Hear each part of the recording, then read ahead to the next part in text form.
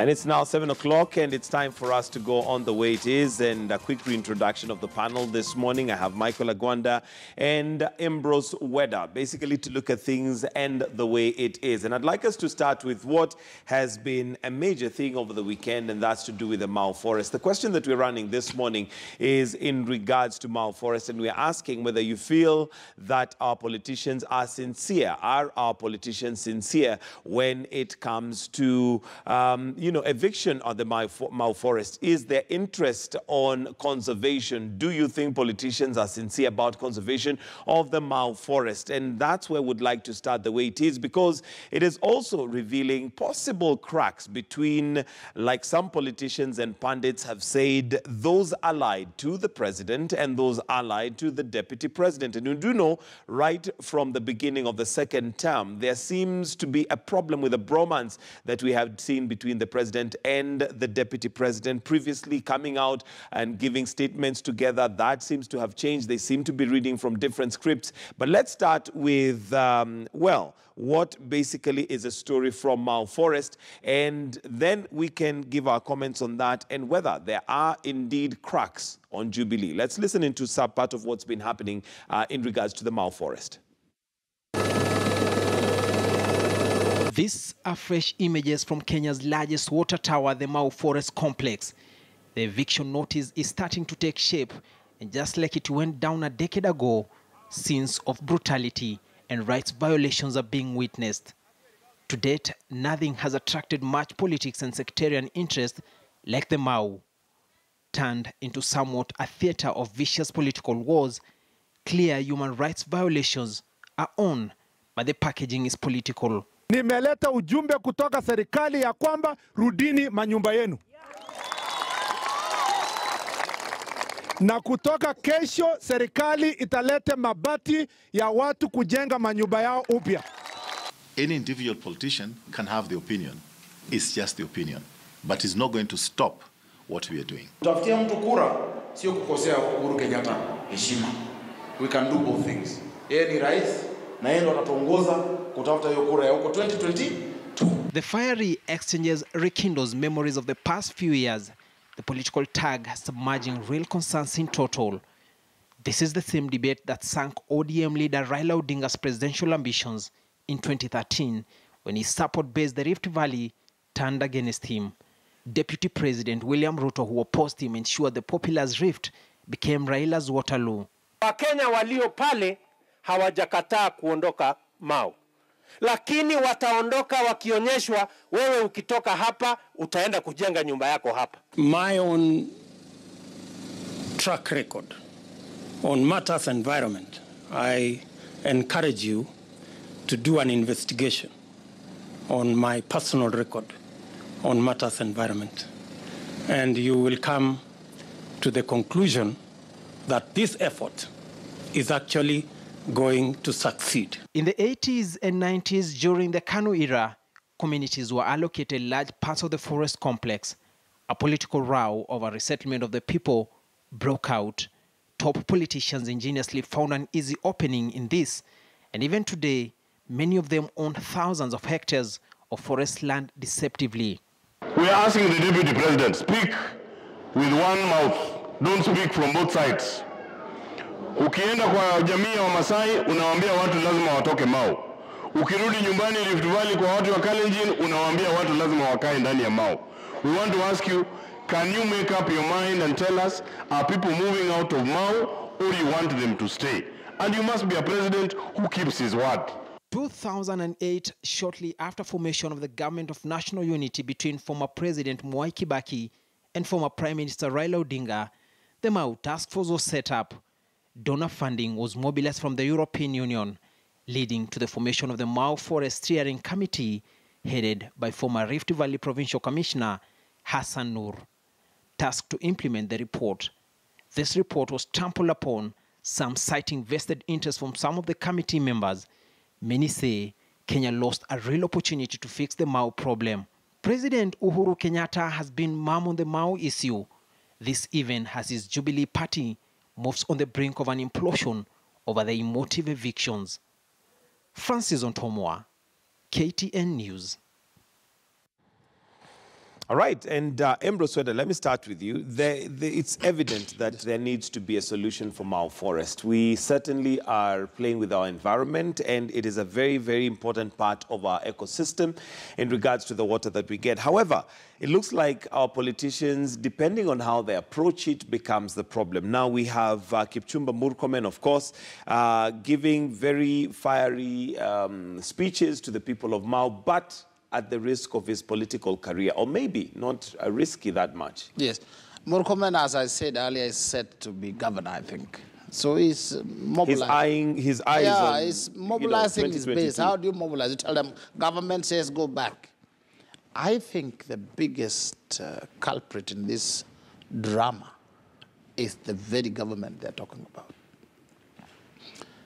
They evict people, it raises emotions, but the people are evicted. So there's a question of at what point do you allow them back? And when did they get Honorable Raila paid the price, and people are evicted and closed. So at what point were people then allowed to go back? 2013, 2014, 2015? It means that the presidency of President Uhuru and Honorable William Ruto are the people who allowed the people back to Mau. Now they realize, because as Wangari Maathai said, environment will not forgive you. It has no mercy. It has no mercy, and we see it and we know it. So the president says we need to fix it. We saw the drought that almost ground the country to a halt. We have to fix it. The deputy president says, I want to be president. These are my people. Murkomen says, these are our people. I want to be governor. So the rest of the Kenyans, they also hear about Mau. So they look at it politically. We don't like Ruto, so the Mau should be fixed. We like President Uhuru, so Mau should be fixed. Nobody seems to think about it with conviction. So we are playing ping pong with the wananchi. Depending on which side you think or you are, you go and tell, go back into the forest. And then when their houses are burnt, you make noise so that you become popular with them. If the people are to wake up and say, what is right for us? It doesn't matter this or that. They will be telling the government, we are getting out of Mau, but we want land. Give us land or pay us. Okay. So all this put together requires us as a nation to decide which side do we want to go. Do we want to chop off part of the Mau forest, give it to people, and then put a boundary, or do we want to remove people, compensate them, and then set a limit? That is where we want to go. Okay, Michael Agwanda, there's a delicate balance here required between fact and politics, because with politics, they probably would want to say what sounds good to the people. However, the fact is, Mau Forest must be dealt with. Otherwise, we are slowly sinking ourselves into a place where we probably even have sunk ourselves to a place where we are going to regret in the future. The facts and politics are a totally different ballgame, especially in Kenya, with our politicians who are deceitful. Some of them are liars. Some of them will deny even what they did yesterday in a public gallery. But facts, the government is committed to removing people in the Mau forest. False. The majority leader goes and says, go back to your homes. Who is the person implementing the activities of the government? The regional commission of that area, with the tools and the security needed. And the security is answerable to him, not Murkomen. Secondly, when you tell people go back to your homes because the government has sent me to tell you to go back to your homes, which homes is Murkomen referring to if those homes, we've seen them on fire already? So which homes is it telling them to go back to?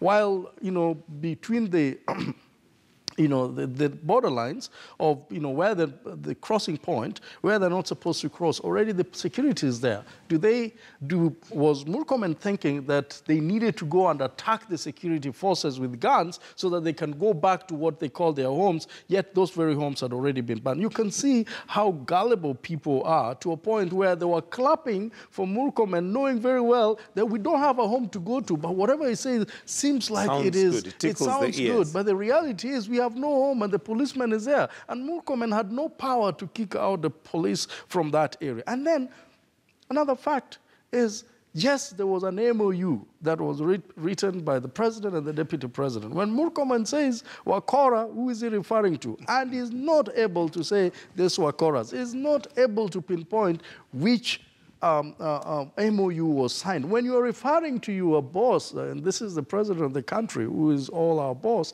that is a Makora, then something is wrong with Jubilee. And if people are saying that there's cracks in Jubilee, you can see what the majority leader says is totally in contrast with what the executive of Jubilee and the executive of this country are saying. No, what we are saying is the reality is Mau must be free from people who have invaded it. And Mike, one thing you're forgetting, some of these people that are in those places in Mau are not there because they will want to go there. They are there because they were taken there by politicians who had grabbed over 20,000 of acres in Mau forest, and they have titles for it.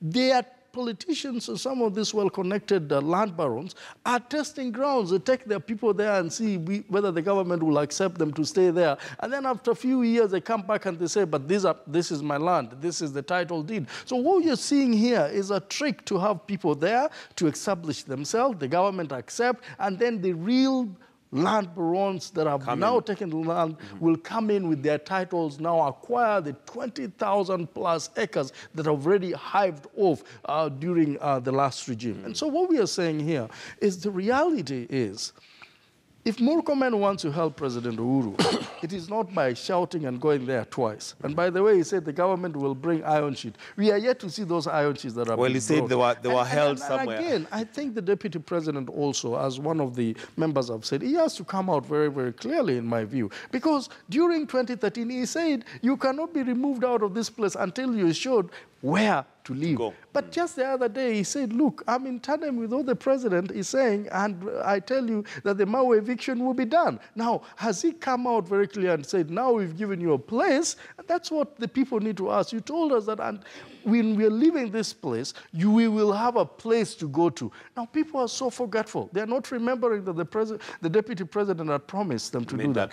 That perhaps is what the majority leader, through the Senate, will have gone to the president and said, this is what we promised the people. Please show us another place to take these people. Instead of telling them, go back, and yet they don't have a place. Let me tell you, if the majority leader was so annoyed and felt so bad about this eviction, he could have gone to court to stop this exercise. But he does not have the ability to do that. So he's playing politics with the lives of people. And it's so painful that we are seeing kids that are supposed to do exams. And let me tell you, those kids need to be relocated somewhere. The government should do it in a right way. Absolutely. All right. And Weda, coming to you, what the other thing that this brings out is that there may be cracks and disagreements within Jubilee.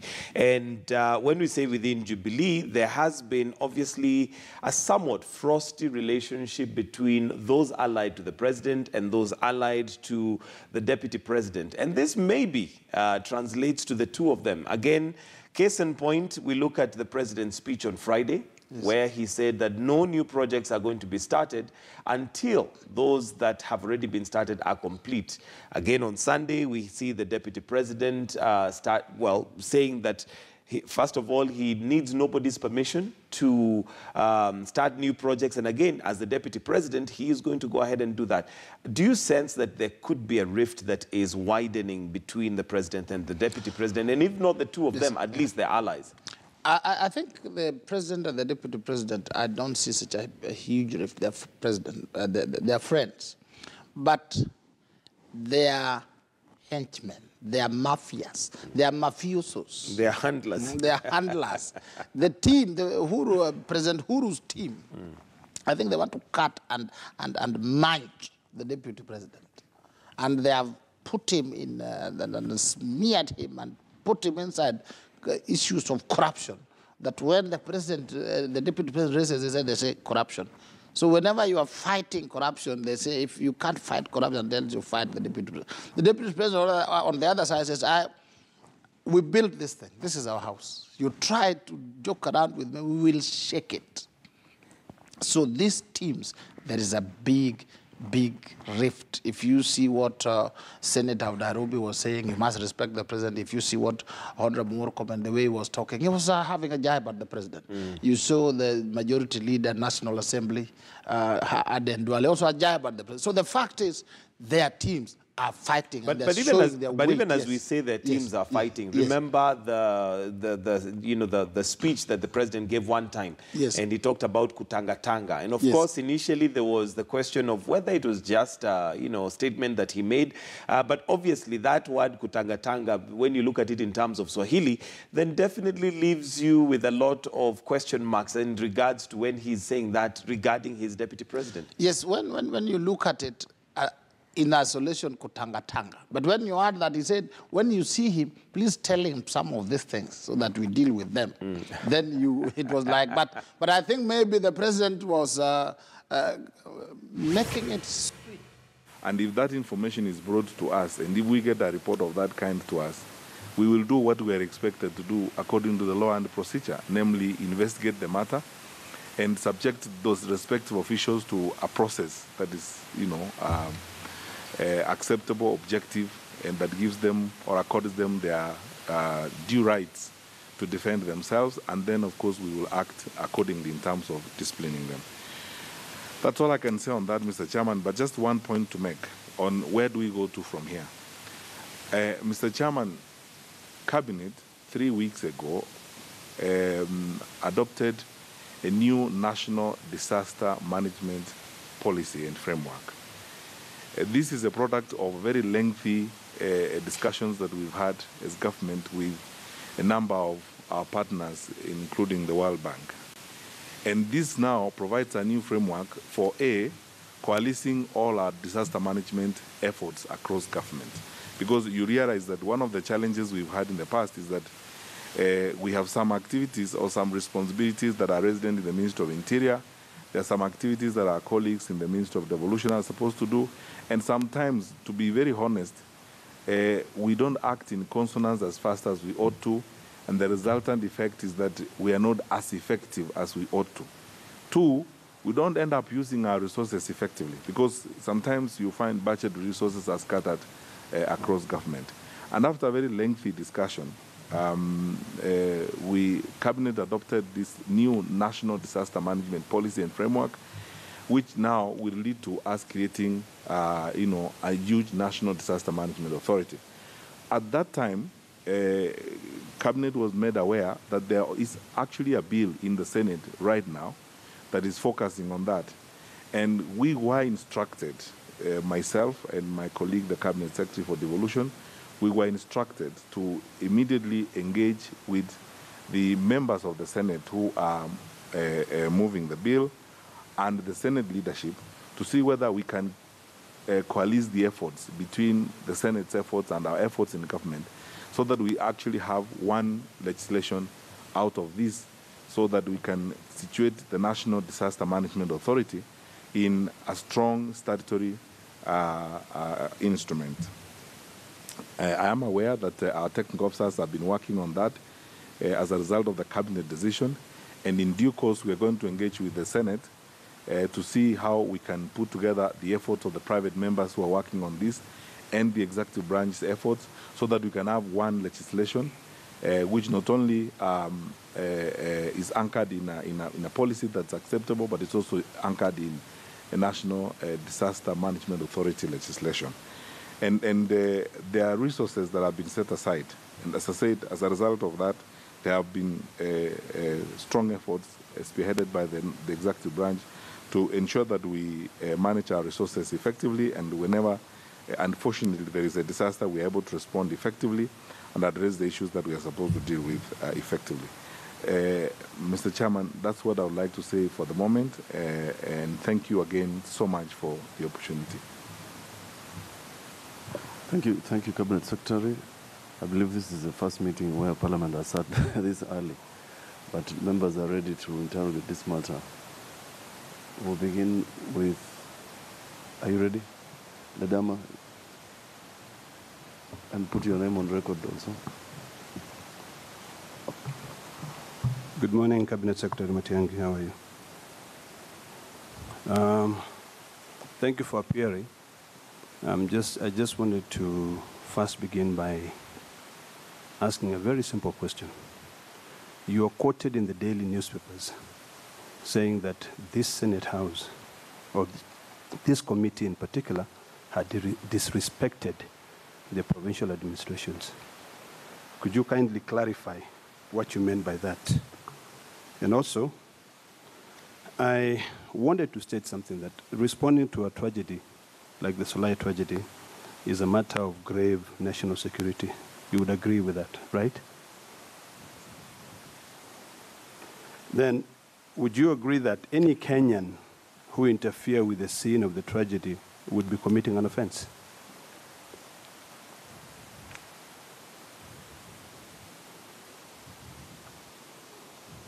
You're not on record. Sorry, Senator, please ask your question again. I missed it. I'm saying that you would agree that any Kenyan who interfere with the scene of the tragedy would be committing an offense. Would you?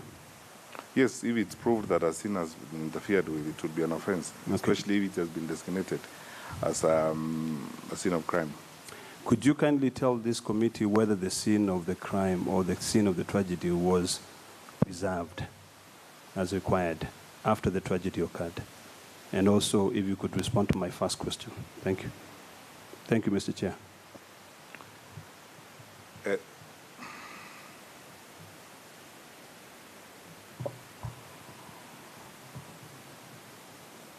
Yes, Waziri, proceed.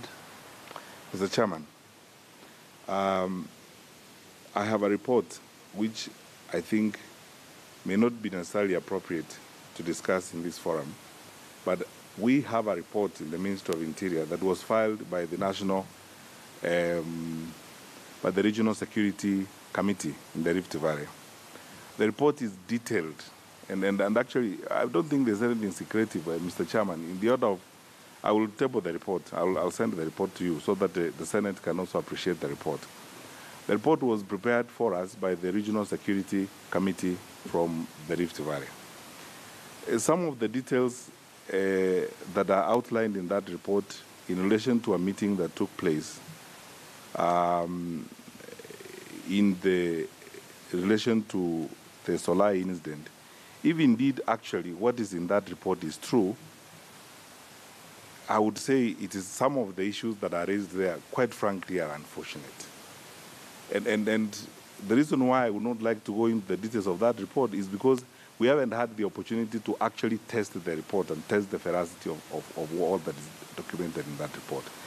The report makes various allegations, and public officers raise various issues on that particular report.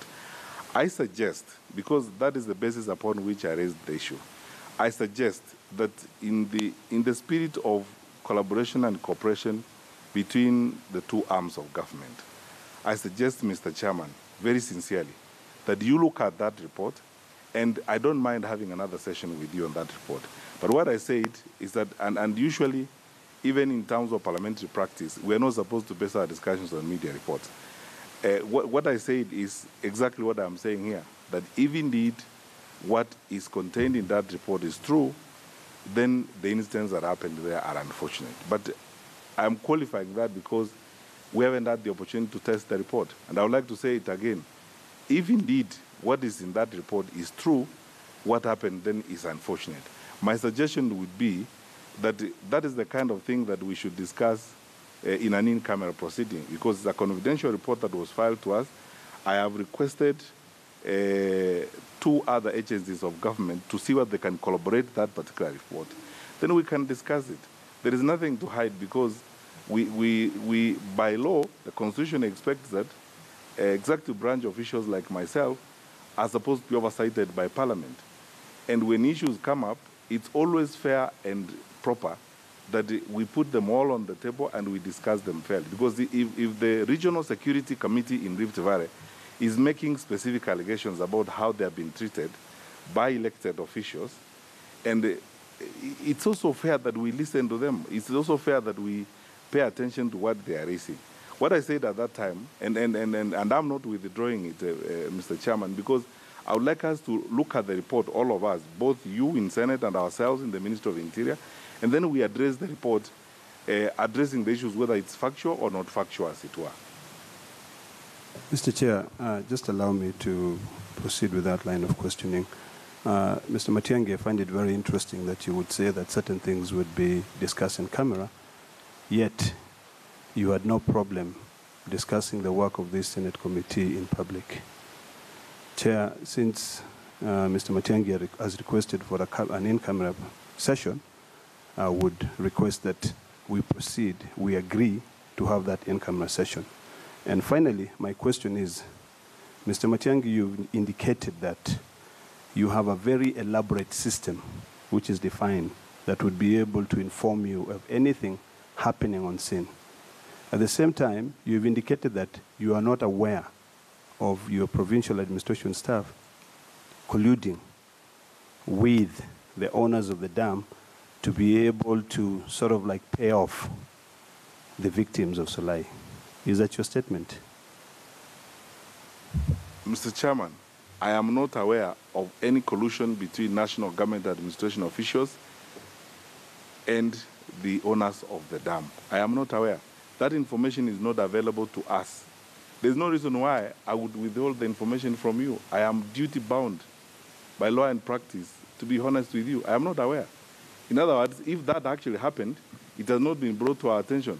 The question is, if someone brings information to my attention and tells me as minister, what are you going to do about this?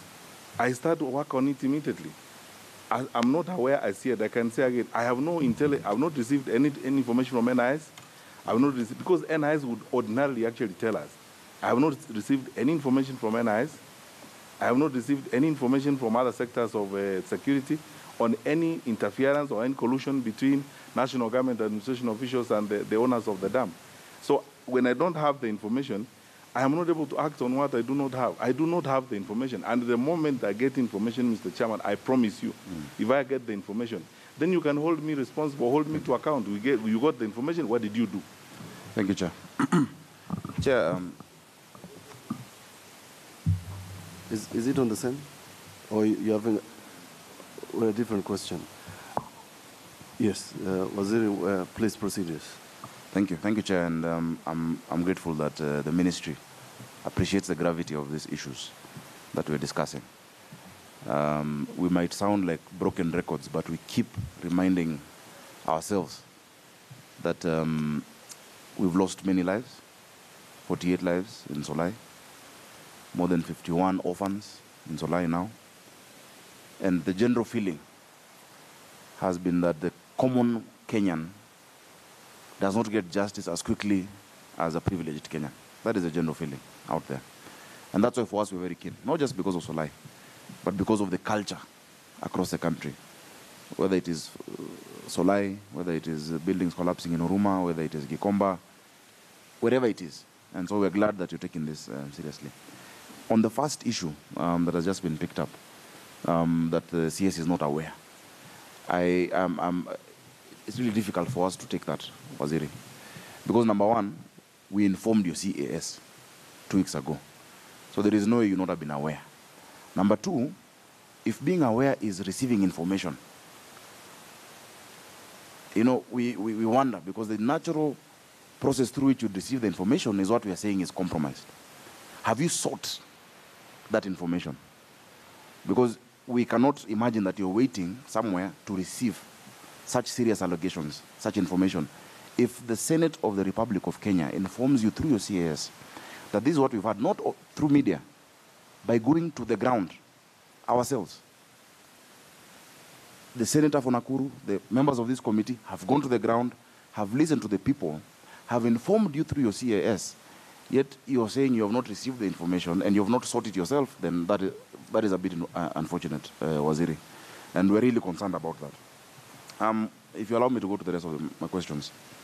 I think it will be beneficial to Parliament and to the Executive and the workings of both.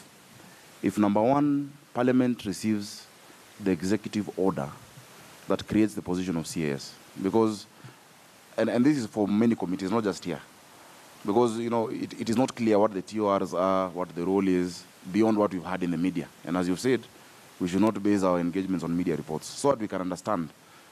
Because when you assert that you've been here thrice, and yet we've seen you once, it will be very important just for the general working between Parliament and the executive, so that we understand this is the role, these are the terms of reference, this is where you've structured it within the structure of the executive. It is up to the executive to structure it how they would wish, but I don't think we have that yet. Now, you have mentioned the issue of the report by the Rift Valley security system. I would like to request that even as you go through that in camera or off camera, let us hear the report from the people as well. We feel that many of those who have submitted it, and Waziri, for us, it is very difficult to put, to put ourselves in a position where we actually agree. There's been some complicity from what we've seen on the ground. There is complicity with the officers and the dam owner. In fact, the dam owner himself came to this committee and admitted that he gave out money through your officers. Mr. Patel himself, sitting right where you're actually exactly where you're sitting, said that the money he gave out, he gave with your county commissioner, with officers, to indemnify himself from further claims from the public. That is obstruction of justice, and that is a serious offense. Finally, the issue of the national disaster management. It is true, we have sponsored an act, a bill, myself and Senator Mutula.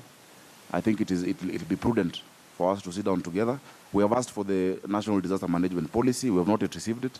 I have personally spoken to your PS on this, because the policy has been passed by cabinet. It is not a secret document.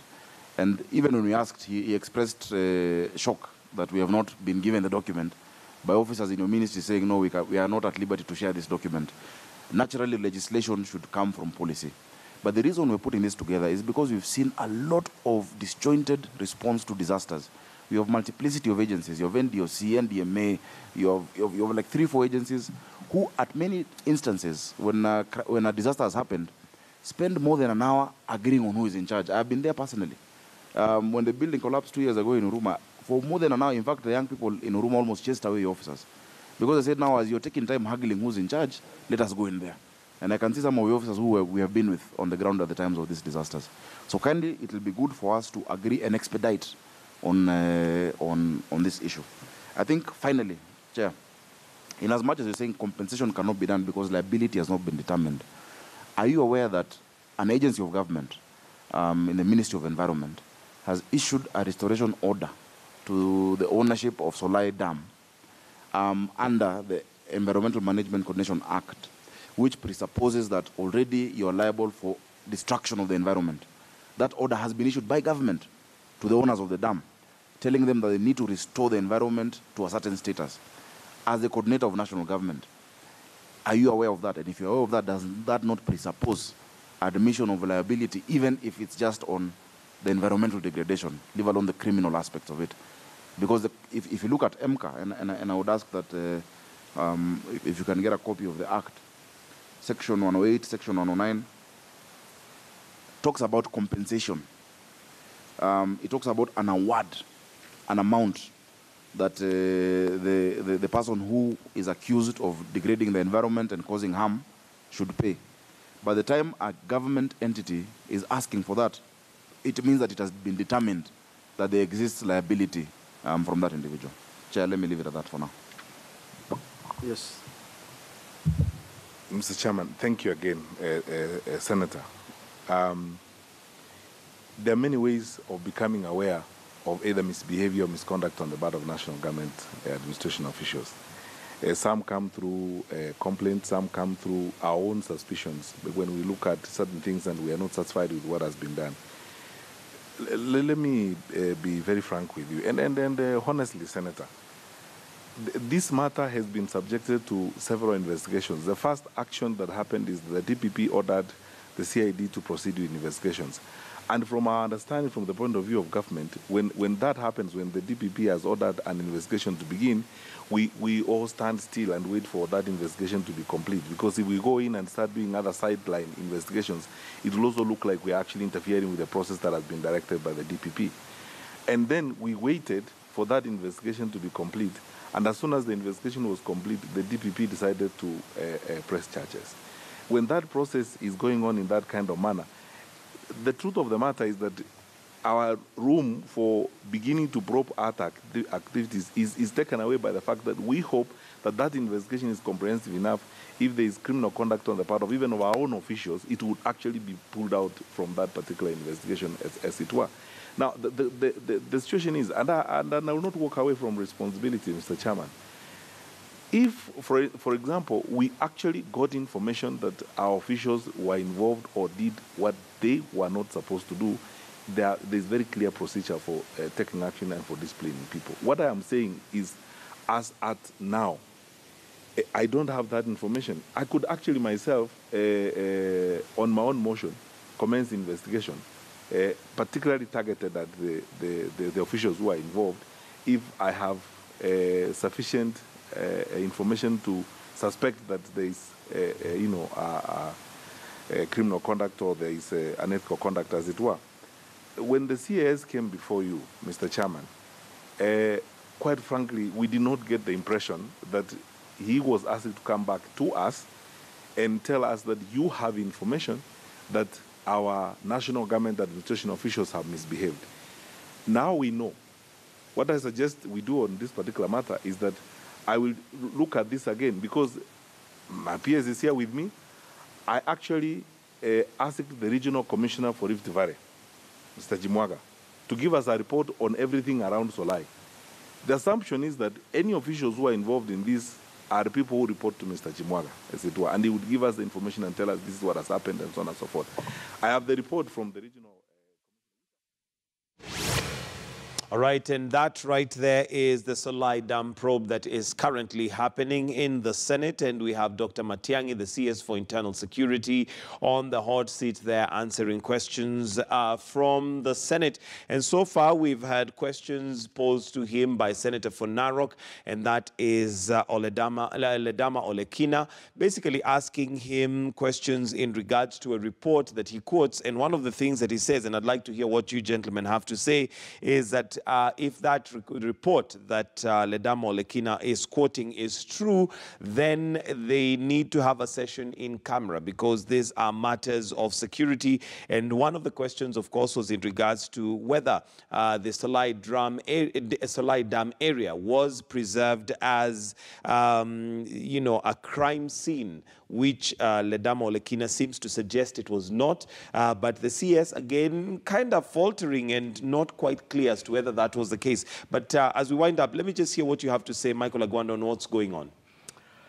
I think the PS is finding himself in a very tough situation, because he's floated a lot, he's flip-flopped a lot on some of these issues. We know what is happening on the ground. The Senate went on the ground, and it is true that some money was given out by the Solai owners, the Solai Dam owners, that was not necessarily compensate, as he said, before the Senate, but was just to, be able to help them pick up their pieces and start living again.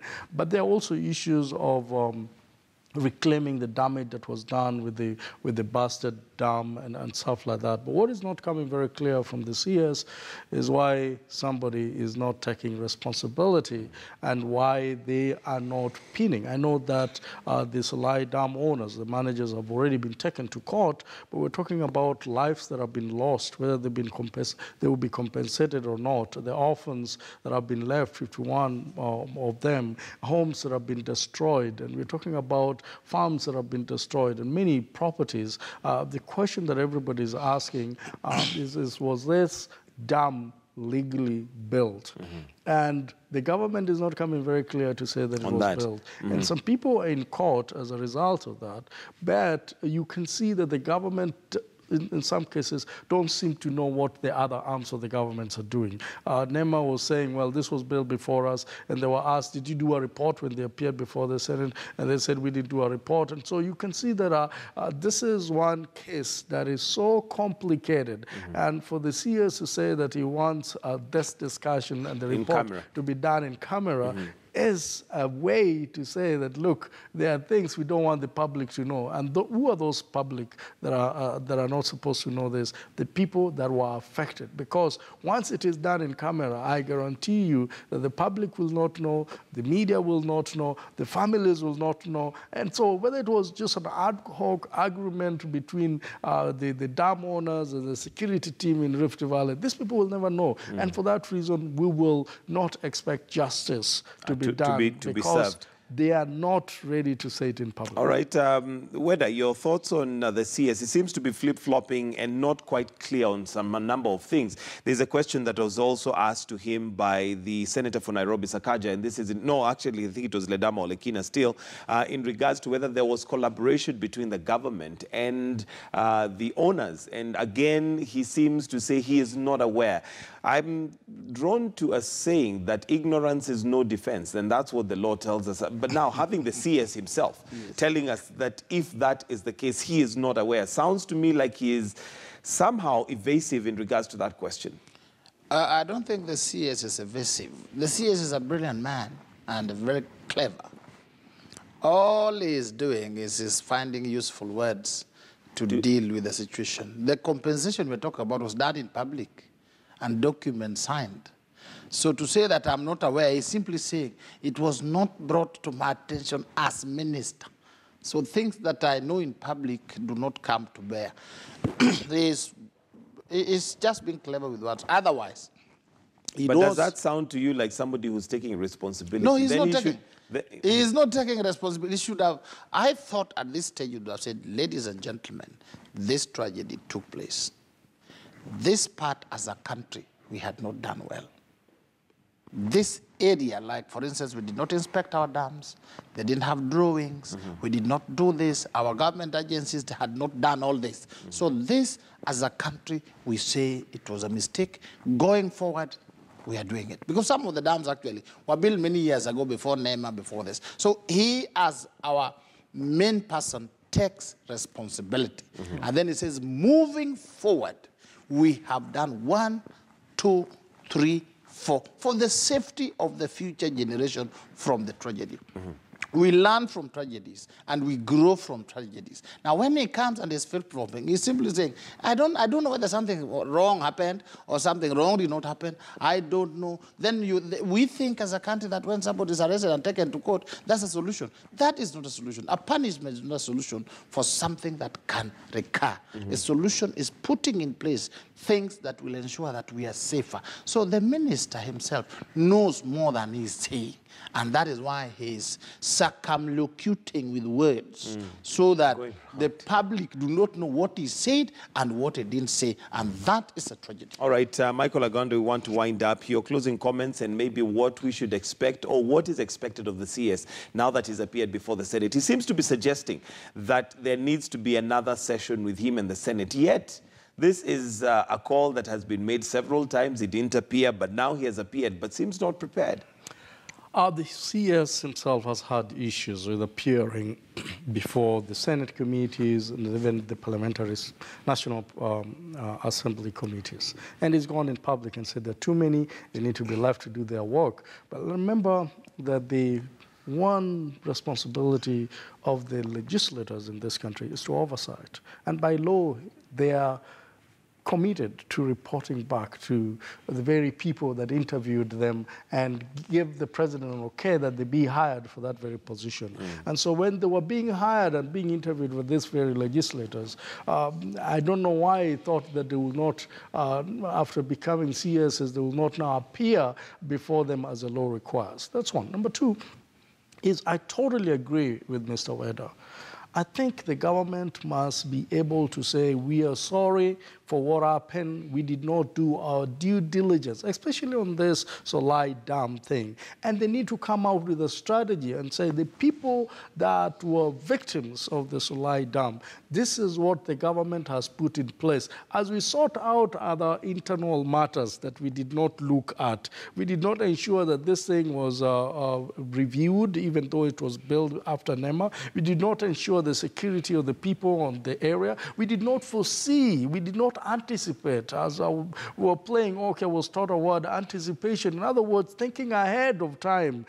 We did not anticipate that if this happened, what will happen? Remember, that's the responsibility of the government. That perhaps is not even the responsibility of the Solai Dam owners. They never anticipated that that will happen. But what if they had anticipated and said, these are the precautionary measures that we must put in place if this happens? That did not happen. And so, hence the reason why the government need to come out through Matiang'i very clearly and not to deny and say, I do not know. And you know, Honorable Sakaja is asking me a very intelligent question.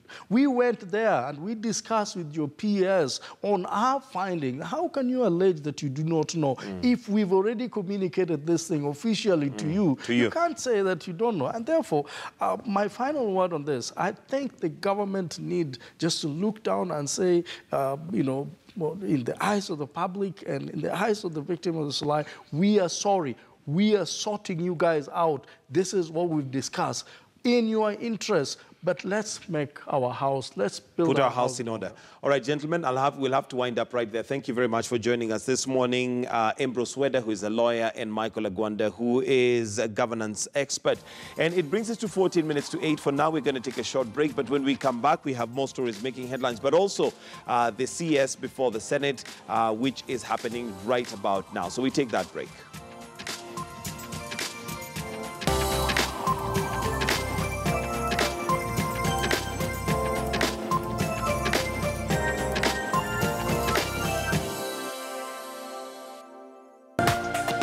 This is KTN News.